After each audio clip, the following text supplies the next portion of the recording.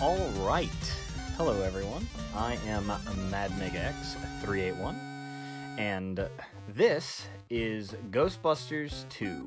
I'm gonna play one player. I don't know why it was set on two players there for a second. Alright, so let's not waste any time. I have plenty of things I can talk about while I go. So 1, 2, 3, and start.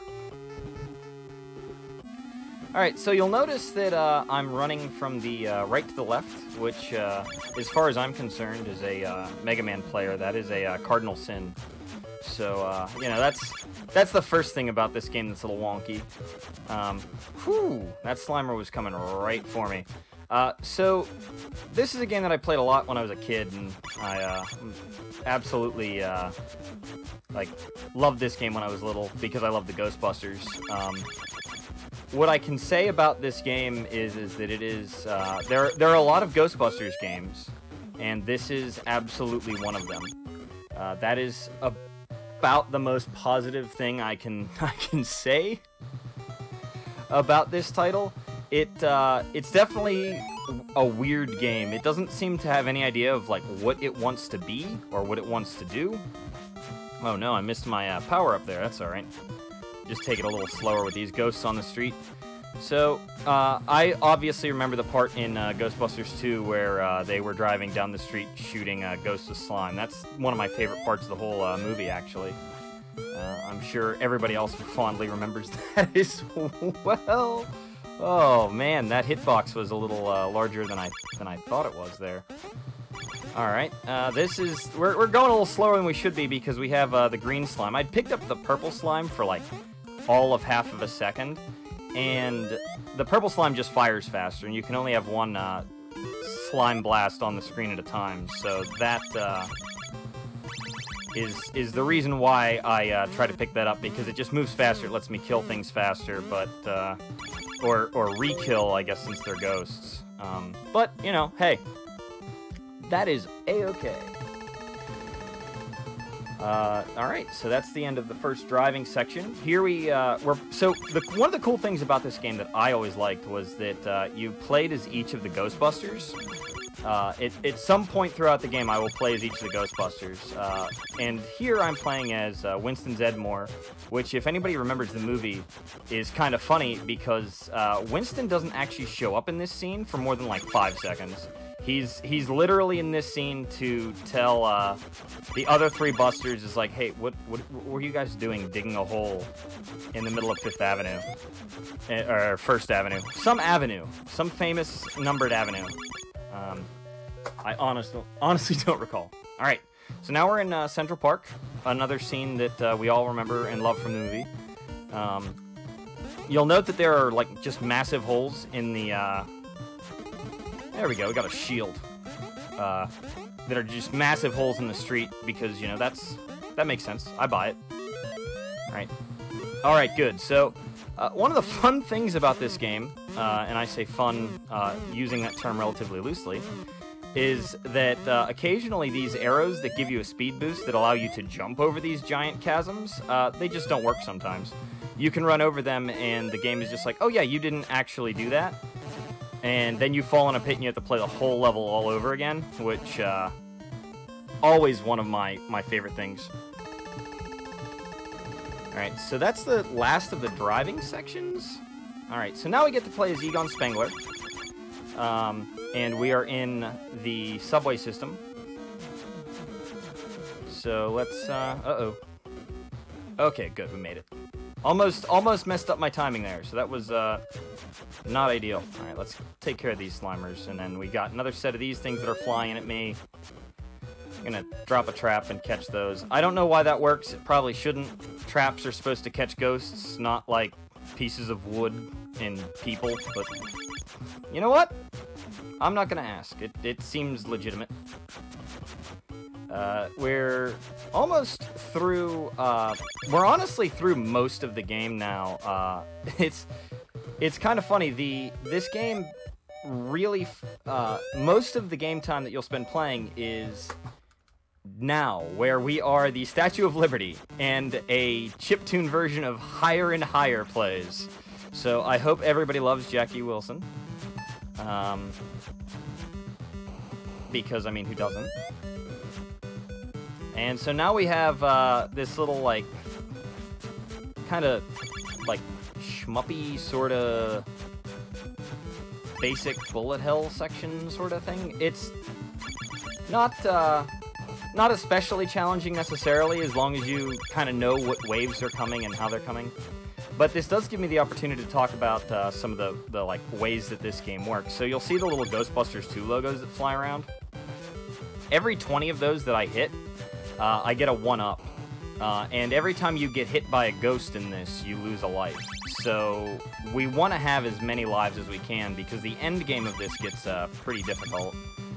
And we're not gonna, you know, in a like actual PB attempt trying to save as much time as possible, we'd actually take damage on some of these waves, because then it prevents those bonus stages from occurring.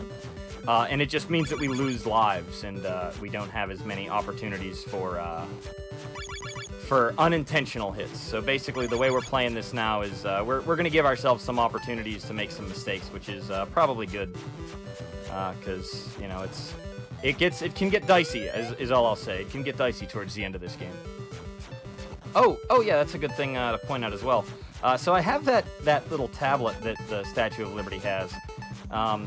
And aside from, you know, saying, you know, positive things about bring me you're tired, you're poor, you're, you know, and all of that sort of thing, it also says ghosts go away. So we just throw that into the sky, and it's super effective at just wiping all of those out. So there's that. Oh, so another fun little, like, sort of like movie fact about this is I love the Ghostbusters as a kid, so I've seen this movie like 1,000 times. They are actually, in the movie, they actually control the Statue of Liberty with an NES Advantage controller. The big joystick thing that you could get for the NES that actually plugged into both controller ports and had, you know, was like a legitimate,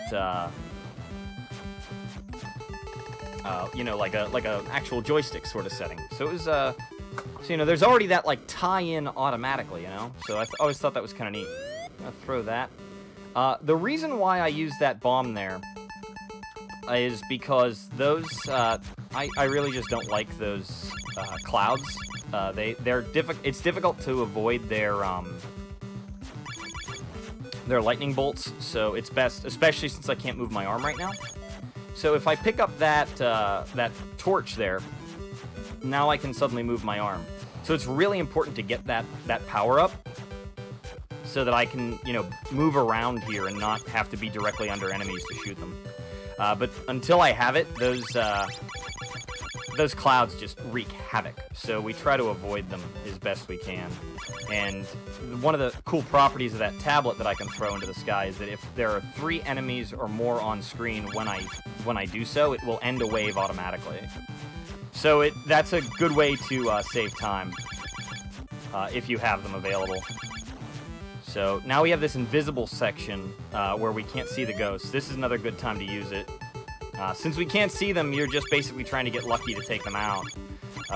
But if you have something that wipes the screen, so long as you're lucky enough that you know there are 3 invisible ghosties on the screen at once, it'll usually it can just take care of that wave, no problemo. So we do that. All right, what have we got here? Got some of these ghosts can actually be kind of a pain because their pattern isn't their pattern's the same, but it flips all over the place, and they move very quickly, and they can very easily run into you, which is not the thing we want to do. All right. And as I said, if you have 3 enemies on screen, you trigger a bonus and you wipe them out. It ends the wave. And if you don't take damage on most waves, you'll get a bonus round. And that bonus round basically just gives you the opportunity for some of these really annoying Bart versus the space aliens noise power-ups. So we're just about done here. Oh boy. Almost walked into some ghosts. You don't want to walk into ghosts. Walking into ghosts is really bad. So some of these ghosts like drop stuff at you. Those ones, they can do damage to the Statue of Liberty, but she can take a little bit of damage. She's pretty tough. Yeah, so I got slimed there because I got hit by one of those like little red things that was flying around. That's not the end of the world. It just means that I lost my ability to move my arm again. So it's you know, it's unfortunate, but it isn't the end of the world. I mean, not yet. We're trying to prevent the end of the world. You know, like that's what the Ghostbusters do. We save the world. So we're gonna deal with that, and I think this is the last ghosty here. And of course, he's just playing like super tough to get to. There we go. And all right, cool. So I'm back to playing as Raymond Stans. Raymond Stans is the character that you start the game off at in the Van Horn station. And now we're in the museum, which is just great.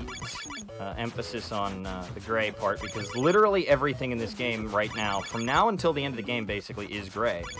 The walls, the enemies, the Ghostbusters themselves. It is a pretty rough... it's very easy to lose yourself in what you're looking at and to be surprised by things here. So, luckily there's a splash of color there in those windows. So, you know, I appreciate that for sure. We're gonna get that just because. Try to deal with that Slimer who's... So that Slimer threw a little bit of slime there. That, if it hits me, it isn't gonna hurt me, but what it will do is it'll freeze me in place. And considering all of this stuff that's like flying around the stage, that is, you know, that'll take me out. So we really don't want that. Also, I should point out this Spooter here. He's very spooky. But that guy right there, he doesn't stop. He'll just chase you down. So even if you play this game casually, like there is a maximum time limit that you could like play this game for before you beat it, because that spider will just chase you. It will force you to move at a minimum speed. So it's, you know, it's pretty neato for sure. Spiders. There's Big Slimer. I didn't mention those before. I should probably talk about those for a second. So the Big Slimers you can't hurt with your slime blower. You actually have to just catch them in a trap. So it's really helpful to know where they spawn. And oops, I just was stunned. Positively stunning. And so, you know, I basically just I know where they are, so I can drop my trap and grab those guys, no problem. We're back to playing as Spengler. Grab those ghosts. We have plenty of lives. We should be all right. And as I say that, I'm sure I'm about to just start choking everywhere. I'll be making the international sign of choking very soon here, I'm sure, just because I said that. But that's all right. We'll see how it goes. All right, now got another ghosty thing. Oh, wow, got snuck right through there, nice and easy. So there should be another big Slimer coming up, a pair of them, and we're just gonna nab them. And sneak on through here.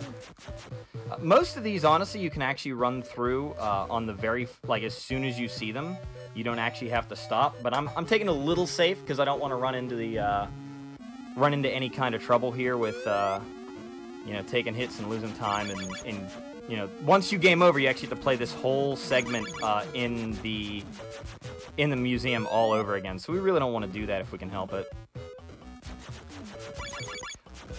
Alright, so we're just about finished here. I have plenty of health, so we can actually do all the fun stuff that I like to show off. So that's actually the fastest way to do that, is to just jump, take damage, and utilize the fact that that the Slimer will overrun you a little bit, and you can, you know, save time that way. Alright, so one more trap for these guys. Hopefully oh, little late. That's okay. We're going to do this one here, too, because we're going to grab that, and honestly, we're just going to run through this, and this is time coming up here. There is no boss. There is no final boss. That is literally the game right there. We've defeated Vigo, and that is the whole long and the short of it. And so we saved we saved the world on January 1st, 1990. So, Happy New Year, everybody. Happy Halloween. Thanks to everyone at... yeah, good game. I would say, like, it's not a good game. It's just finished. So, thanks, everybody, for watching. Thanks to RGLtv for letting me show this game off, because like I said, I loved it as a kid, so I like to play it every now and again, and it's a nice spooky game. So, bye everybody.